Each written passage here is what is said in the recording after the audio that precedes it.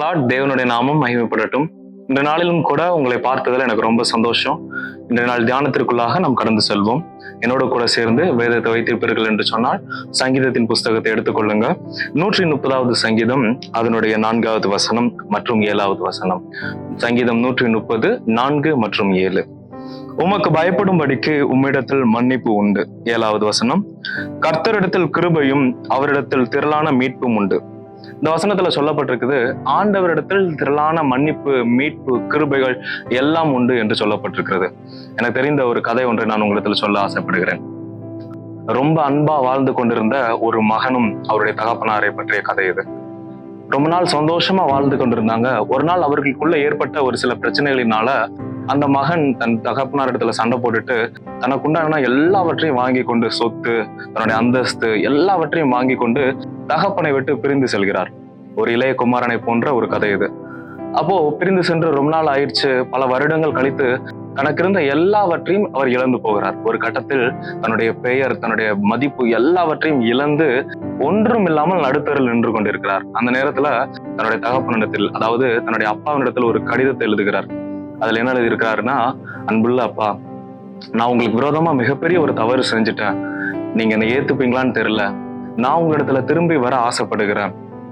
ஒரு குறிப்பிட்ட நாளுல, ஒரு குறிப்பிட்ட நேரத்துல நம்ம ஊர் வழியா வருகிற அந்த குறிப்பிட்ட ரயில்ல நான் வரப்போறேன், அந்த ட்ரெயின்ல நான் வரப்போறேன்.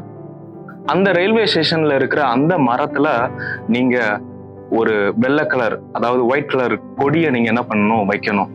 நீங்க என்னை ஏற்றுக்கொள்வதற்கு அடையாளமாக. ஒருவேளை நீங்க என்னை ஏற்றுக்கொள்ள விருப்பம் இல்லை என்று சொன்னால் நீங்க அதுல எந்த கொடியும் வைக்க வேணாம் அப்படின்னு சொல்லி அந்த லெட்டர்ல எழுதி தன்னுடைய தகப்பனாருக்கு போஸ்ட் பண்ணியாச்சு, அப்பாவுக்கு அனுப்பியாச்சு.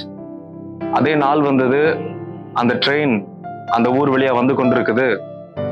தூரத்துல அந்த மகன் எட்டி பார்க்கிறான். அந்த மகனுக்கு மிகப்பெரிய ஒரு ஆச்சரியம்.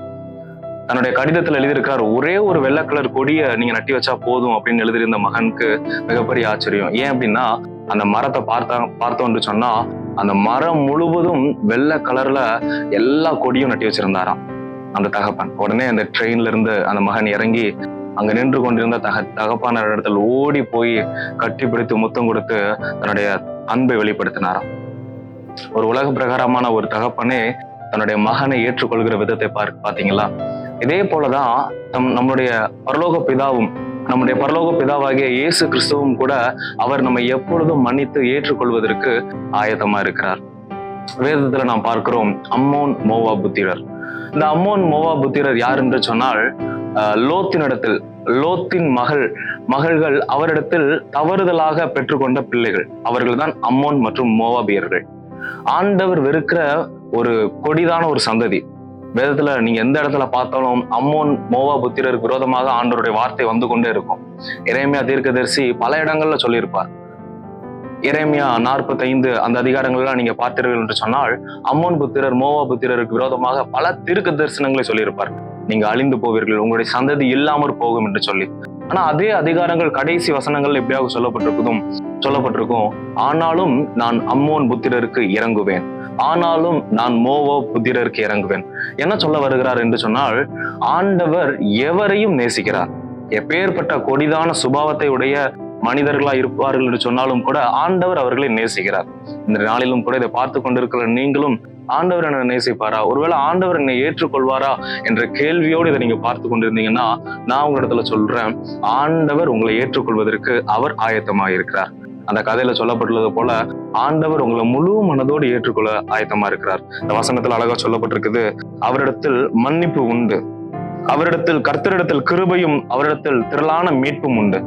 அவர் எப்பொழுதும் நம்மை மன்னித்து ஏற்றுக்கொள்வதற்கு ஆயத்தமா இருக்கிறார். ஆனால் நாம் செய்ய வேண்டிய ஒரே ஒரு காரியம், நாம் நம்முடைய தவறை உணர்ந்து அவரிடத்தில் திரும்ப வேண்டும். இதை பார்த்து கொண்டிருக்கிற நீங்கள் இன்றைக்கு ஒரு தீர்மானம் எடுங்க.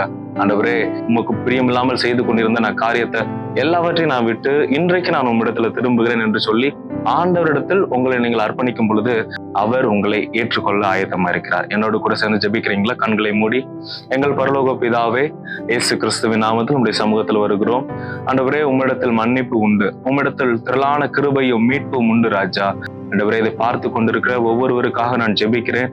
ஆண்டவரே இன்றைய நாளில ஆண்டவரே உமக்கு பிரியமில்லாத காரியங்களை செய்து கொண்டிருப்பார்கள் என்று சொன்னால் அதை எல்லாவற்றையும் விட்டு ஆண்டவரே உம்மிடத்தில் திரும்பி வர ஆண்டவரே நீர் உதவி செய்ய முடியாது நாங்கள் ஜெபிக்கிறோம்.